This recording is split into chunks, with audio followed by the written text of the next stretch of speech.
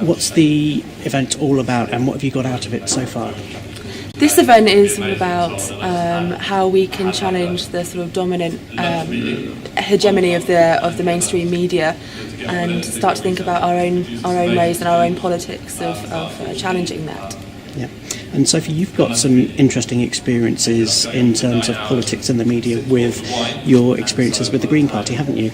Yeah, so I'm the current Green Party Young Greens co-chair, and that requires me to do some media work, and I had some experience when I was working for my student union as well. Thankfully I've had quite a lot of experience answering questions like that, so it was more of a case of preparing well and then hoping I could hear the question on Skype, because the connection can be a bit dodgy sometimes. But what I really like about that format is that it allows anyone access, and I had a sense like I was engaging with voters directly, which was good. Can you tell us what got you involved? What was the spark that kicked things off?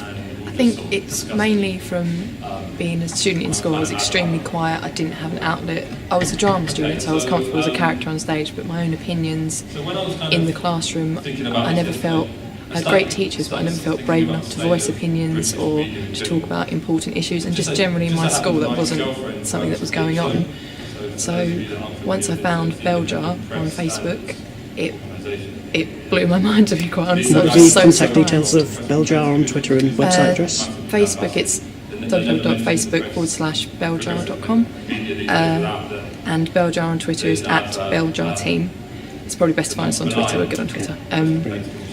But yeah, just by finding Belle, it opened my eyes to the fact that there are other women out there who felt just as underconfident, just as undervalued and ignored, and it was just nice to have a space where you can develop those opinions and feelings and then go out to events like this and meet people and learn. I mean, politically I thought I was engaged, but it turns out after today I need to do a lot more research, and I'm genuinely interested in everything that's been said today. In what way do you feel now as a result of this event that you're not politically engaged? A specific issue that was raised that you thought, actually I want to know more about in that? the audience, from the women raised the issue about sex workers and how no female MPs turned up to the discussion or debate was just appalling, really. I thought it was really bad. So things like that I just didn't know about, that I need to take more of an interest in.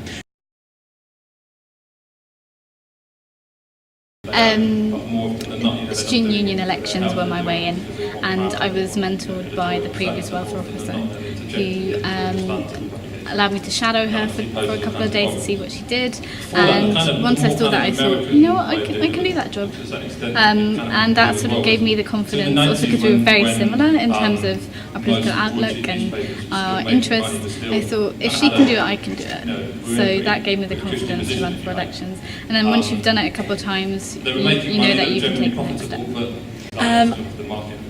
I think there are lots of reasons that young people don't engage with politics, and I actually think that one of the main ones is that politics is so far removed from their everyday life. It's also quite boring, like the way in which it's represented isn't very engaging, and the way in which it's represented is really quite adversarial as well, which is something that young girls particularly are keen to avoid. You know, they get enough chit-chat at school to want to see themselves doing that in the future.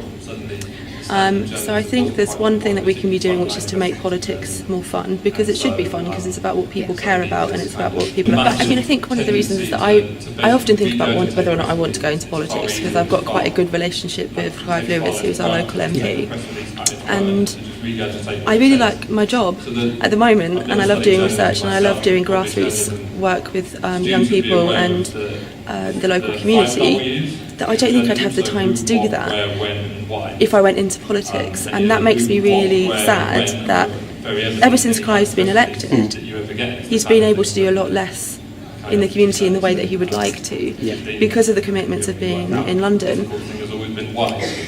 And I think that's another reason that we don't get the people who are really connected to the grassroots in politics, because it takes them away from the grassroots, which is a massive flaw in the system, I think.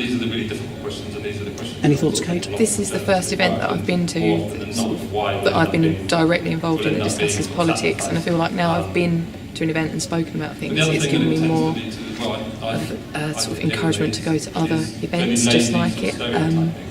also, like I said, I wouldn't be here without Louisa and Juliet, who are constantly telling me to just go, just do it, don't worry about Because you've knowing all everything before interesting, you you arrive. mentioned mentors at some stage independently of each other, and I Definitely, thought that's quite you striking. need the support of other women. Without it, you just, I mean, you can have the intelligence, you can have the money, you can have the ability, but without friends or supporters, you can't do it on your own. Excellent. Okay. Thank you very much. Thank you very much. Thank you. Should we go? Are you going upstairs?